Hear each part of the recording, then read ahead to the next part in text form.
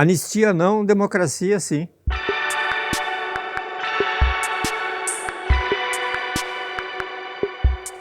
Estamos no processo de averiguação dos responsáveis pelo dia 8 de janeiro. O ex-ministro da Justiça e o ex-ministro da Secretaria da Justiça do Distrito Federal, o delegado Alexandre Torres, na polícia não falou absolutamente nada sobre os acontecimentos. É evidente que há provas, há 900 pessoas presas, é evidente que já há um movimento de se falar em anistia. Não tem que falar em anistia. A presença dos militares no poder civil tem que um dia acabar no Brasil. Até rimou. Não é possível. Se a gente pegar a história da nossa república, ela é permeada por intervenções militares. Ou seja, a sociedade nada consta para essas pessoas, ou seja, não são eleitos pelo povo, são meros funcionários públicos, burocratas. Aliás, não fazem parte da estrutura, fazem parte da estrutura do Estado como um órgão burocrata. Não foram eleitos pelo povo. Com que direitos eles se arrogam de serem os defensores da democracia? Ora, eles não têm esse conceito de democracia.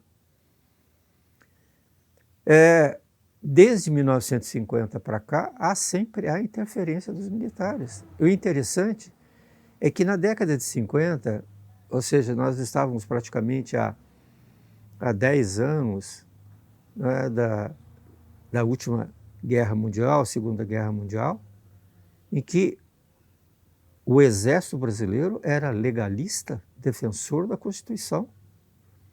O que saía um pouco fora era militares isolados, não da cúpula do poder, mas sim, por exemplo, no caso do Getúlio, do coronel Mamed, que fez um discurso a favor da intervenção militar, e foi pedido ao presidente, pelo presidente, ao ministro da Guerra na época, Lott, que o punisse por aquele ato contrário à Constituição.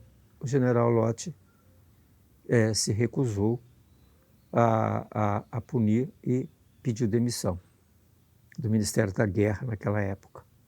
Mas Lott era um defensor da democracia, da Constituição, era um constitucionalista. Então, por que o Exército naquela época era constitucionalista? Porque eles tinham vindo há poucos anos de uma Segunda Guerra Mundial que se lutou contra o quê? A favor da democracia, contra o totalitarismo, contra os populistas. Ou seja, o Exército tinha uma noção exata do que isso causou à Europa e não queria isso para o Brasil. Depois a gente teve o episódio do Café Filho, né? Que entrou a Marinha, com a presença específica da Marinha, depois o Carlos Lacerda com uma parte da aeronáutica. Ou seja, qual a razão pela qual os militares atuam na vida civil brasileira? Por fraqueza da própria sociedade civil, que não se sente apta, não se sente encorajada a tomar as suas próprias decisões e fazer com que a Constituição seja respeitada. É isso que nós precisamos hoje, de uma certa forma, pensar. O Exército cabe missões honrosas, importantíssimas, das quais ele segue uma orientação do presidente da República, que é eleito pelo povo. Portanto, está claro a relação de forças, ou seja, como se quebra isto, com que razão se quebra isso, com que autoridade, com que base eles se consideram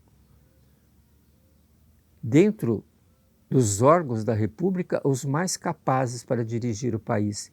Por que não os funcionários do Banco Central, que cuidam da nossa moeda e cuidam muito bem, cobrindo os erros das políticas mal estruturadas, mal planejadas, econômicas por ministros especialistas em fazer experiências didáticas e culturais com a nossa economia?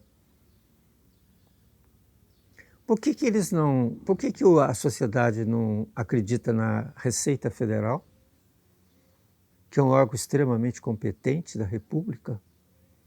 Por que não acredita no Banco do Brasil, onde tem toda uma burocracia, uma formação de profissionais altamente qualificados e que estão aliados à administração pública, fazem parte da administração pública do dia a dia, cuidam da arrecadação, cuidam da distribuição, cuidam do orçamento, cuidam de toda a máquina administrativa?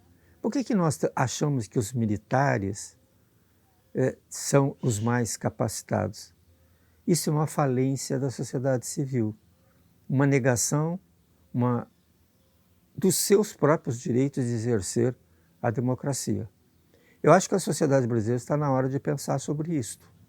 Cada um no seu lugar, cumprindo com suas tarefas e suas missões. Não a interferência do poder quando existe uma Constituição, existe uma lei que rege o pleito.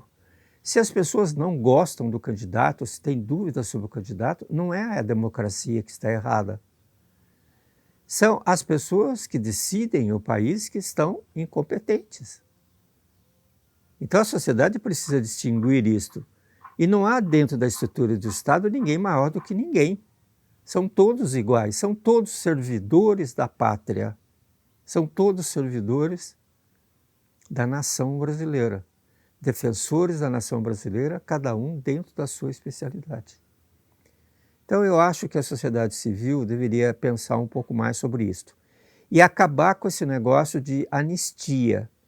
Por causa da anistia que houve já no governo, na morte de Getúlio, na assunção de Carlos Luz, a presidência da República dando um golpe militar, tentando dar um golpe militar que não foi feito porque o general Lott não permitiu.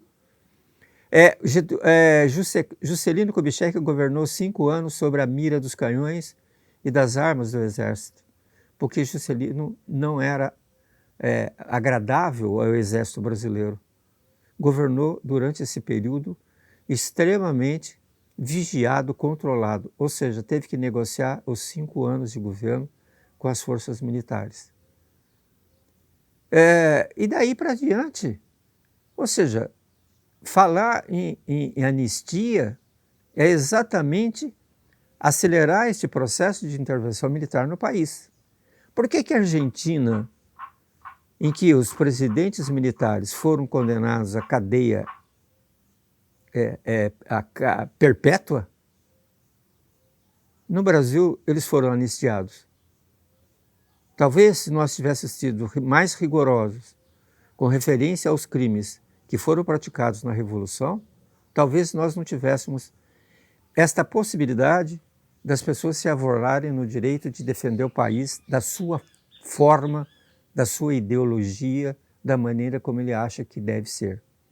Portanto, eu acho que os criminosos devem ser condenados. A justiça vai distinguir o crime de terror, o vandalismo, o crime de depredação pública, e eles devem pagar pelo que destruíram da nação. Esse eu acho que deve ser um marco inicial para que a gente possa recolocar a democracia brasileira nos eixos.